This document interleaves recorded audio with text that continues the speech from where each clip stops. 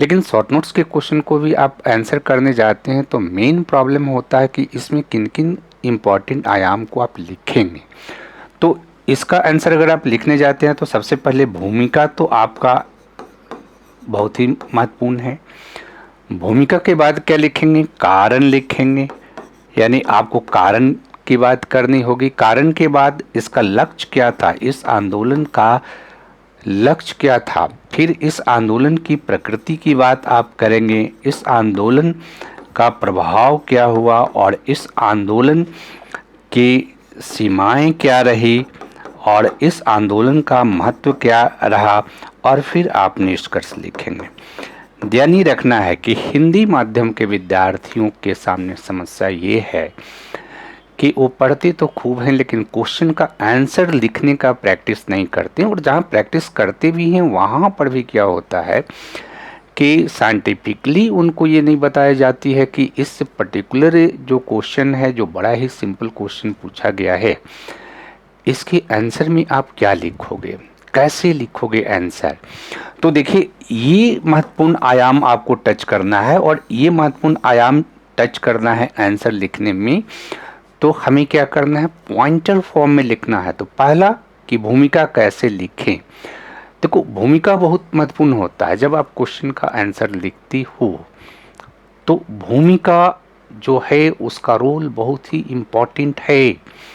तो भूमिका लिखने के संदर्भ में इस सिंपल जो क्वेश्चन है बिरसा मुंडा आंदोलन, तो इसको बड़ा सिंपल आप लिख सकते हैं कि बिरसा मुंडा के नेतृत्व में किया गया एक प्रमुख जनजाति आंदोलन जो दीकुओं एवं ब्रिटिश सरकार के विरुद्ध जनजातियों के शोषण को समाप्त करने के लिए किया गया था, जिसे उल गुलान आंदोलन के नाम से भी जाना जाता है। और यह आंदोलन जो है, यानी एक लाइन ये आप लिखेंगे, उसी में आप इसके टाइम पीरियड को भी आप दे सकते हैं। दूसरा कि अब देखो, जब कारण की बात करते हैं तो कारण में कई इंपॉर्टेंट चीज़ है जिसको पॉइंटर फॉर्म में आप लिख सकते हो। पहला इंपॉर्टेंट कारण है कि नवीन भू राजस्व प्रबंधन व्यवस्था और खुटकंटी जो इनकी व्यवस्था है उसको मान्यता नहीं देना। यानी नवीन भू राजस्व व्यवस्था जो अस्थाई बंदोबस्त व्यवस्था थी, उस अस्थाई बंदोबस्त व्यवस्था के अंतर्गत खुटकंटी जो इनकी व्यवस्था थी, परंपरागत व्यवस्था, उसको अस्वीकार कर दिया गया था। और खुटकंटी व्यवस्था के तहत जो जनजातियों को अधिकार मिला हुआ था, उस अधिकार की सुरक्षा के लिए ये आंदोलन शुरू होती है। लेकिन यह आंदोलन वन्य कानून जो है, फॉरेस्ट लॉ 1878 में जो पारित हुआ, उसके अंतर्गत जनजातियों के जल जंगल जमीन पर के जो अधिकार थे उसको ब्रिटिश सरकार ने छीन लिया था, उसके विरुद्ध भी था। यह आंदोलन दीकुओं यानी बाहरी लोगों द्वारा जनजातीय लोगों के जल जंगल जमीन पर अधिकार करने और जनजातीय संस्कृति को नष्ट करने और जनजातीय लोगों का शोषण करने इवन की जनजातीय महिलाओं के शोषण के विरुद्ध प्रतिक्रिया भी थी। और यह आंदोलन जनजातीय समाज में व्याप्त जो सामाजिक कुरीतियाँ थी, उन कुरीतियों को दूर करने से भी प्रभावित थी। तो ये मूल रूप से कारण में अब बात करेंगे। लक्ष्य इस आंदोलन का क्या था? तो इस आंदोलन का मुख्य लक्ष्य था खुटकंटी व्यवस्था को मान्यता दिलाना। खुटकंटी व्यवस्था के तहत जनजाति लोगों को जो उनके जल जंगल जमीन पर अधिकार था, उस अधिकार को मान्यता देना, और साथ ही साथ जनजातीय लोगों के शोषण को समाप्त करना। इस आंदोलन की प्रकृति को जब आप देखेंगे तो इस आंदोलन में अहिंसक और हिंसक दोनों ही आंदोलन की प्रकृति दिखाई देती है।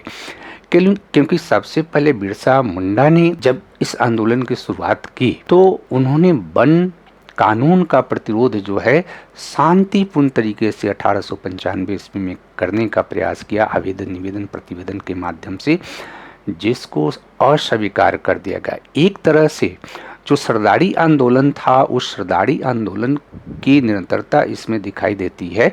तो एक तरह से बिरसा मुंडा ने शांतिपूर्ण तरीके से, हिंसक तरीके से आंदोलन को प्रारंभ करने का प्रयास किया, लेकिन बिरसा मुंडा को गिरफ्तार किया जाता है, बाद में 97 में उनको छोड़ा जाता है। छोड़ने के बाद जब बिरसा मुंडा वापस आते हैं, डोम्बारी पहाड़ी पर मीटिंग होती है। उस मीटिंग में भी बिरसा मुंडा शांतिपूर्ण अहिंसक आंदोलन की बात करते हैं, लेकिन वहाँ जनजातीय जो सरदार थे उन लोगों ने दबाव डाला कि नहीं, हिंसा के माध्यम से आंदोलन किया जाए, और तब हिंसक आंदोलन की शुरुआत होती है, जिसे उलगुलान आंदोलन के नाम से जाना जाता है। तो एक पहलू तो इसकी प्रकृति में ये है। दूसरा इम्पोर्टेंट चीज़ आपको लिखना है इसकी प्रकृति के अंतर्गत कि यह सामाजिक धार्मिक सुधार आंदोलन था, क्योंकि बिरसा मुंडा ने जनजातीय लोगों के शोषण के लिए एक प्रमुख कारण के रूप में जनजातीय लोगों में विद्यमान अंधविश्वास को भी एक प्रमुख कारण के रूप में माना। उनमें जो सामाजिक कुरीतियाँ थी, जैसे शराब का अत्यधिक सेवन जो था, इस तरह की सामाजिक कुरीतियों को भी उन्होंने इसका एक बहुत बड़ा समाज के जो पतन थे उसको उन्होंने एनालिसिस किया कि जब तक ये सामाजिक के रूप से, सांस्कृतिक रूप से इनमें जनजागरण नहीं होगा, तब तक हम इस शोषण को रोक नहीं सकते हैं। इसलिए यह भी एक बहुत बड़ा, इसकी प्रकृति को देखिएगा तो ये सामाजिक धार्मिक सुधार आंदोलन या पुनर्स्थापन आंदोलन है। यानी जो मुंडा संस्कृति की पुनर्स्थापना, मुंडा राज्य की पुनर्स्थापना और जनजातीय जो राजनीतिक जो व्यवस्था है, उस राजनीतिक व्यवस्था की पुनर्स्थापना भी इस आंदोलन में रही है। फिर अगर प्रभाव की बात करें तो इस आंदोलन का बहुत व्यापक प्रभाव देखने को मिलता है, क्योंकि झारखंड के एक विस्तृत क्षेत्र में ये आंदोलन फैल गया। ये आंदोलन खुटकंटी व्यवस्था को मान्यता देने के लिए प्रारंभ तो किया गया था, लेकिन ये आंदोलन व्यापक हो गया। दीकुओं का विरोध और दीकुओं के विरोध के बाद जो है यह आंदोलन स्वतंत्रता आंदोलन के रूप में तब्दील हो गया, परिवर्तित हो गया, क्योंकि बाद में बिरसा ने इस बात को महसूस किया कि ब्रिटिश सरकार के शोषण परक नीतियों के कारण दीकू भी हमारा शोषण कर रहे हैं, इसलिए हमें अपनी आज़ादी चाहिए, हमें अपनी स्वतंत्रता चाहिए। तो ये स्वतंत्रता आंदोलन में तब्दील हो जाती है। और इस आंदोलन के अंतर्गत बिरसा मुंडा ने एक बिरसायत नामक संगठन का स्थापना किया था, जिस बिरसायत नामक संगठन ने जनजातीय समाज में सामाजिक सांस्कृतिक रूपांतरण करने का प्रयास किया, उनमें समाज सुधार का काम किया, जिससे जनजातीय समाज जो थे उसमें एकेश्वरवाद की धारणा, सिंगबोगा की पूजा, कई प्रकार के अंधविश्वास, भूत प्रेत वगैरह को छोड़ने, डायन प्रथा को छोड़ने, और उनके बीच जो है मांस मदिरा के सेवन पर प्रतिबंध लगाया गया, निरामिष भोजन पर बल दिया गया, अहिंसा की विचारधारा पर भी बल दिया गया था। सामाजिक सुधार के अंतर्गत वैष्णव प्रभाव दिखाई देता है जनजातीय लोगों पर, इसी आंदोलन के फलस्वरूप हुआ। और इसका एक बहुत महत्वपूर्ण प्रभाव पड़ा ब्रिटिश सरकार पर भी, कि ब्रिटिश सरकार जो है जनजातीय लोगों के जो मूवमेंट है उस मूवमेंट के प्रति संवेदनशील हुई। सीमाएं ये थे कि यह आंदोलन जो था, चूँकि हिंसक था, इसलिए इस आंदोलन को ब्रिटिश सरकार ने बहुत आसानी पूर्वक दबा दिया। बाद में 1900 में बिरसा मुंडा की मौत भी हो जाती है। लेकिन इस आंदोलन का महत्व क्या है? तो महत्व यानी यह आंदोलन जिस लक्ष्य को लेकर चली थी, खुटकंटी व्यवस्था के अधिकार को मान्यता देना, तो इस लक्ष्य को प्राप्त करने में यह आंदोलन सफल रही, क्योंकि 1908 ईस्वी में छोटा नागपुर काश्तकारी अधिनियम पारित किया गया और उस अधिनियम के तहत खुटकंटी व्यवस्था को मान्यता दी गई। और बाद के दिनों में देखिएगा कि इस आंदोलन का यह भी महत्व है कि जनजातीय समाज के लोग राष्ट्रीय आंदोलन से जुड़ जाते हैं, राइट।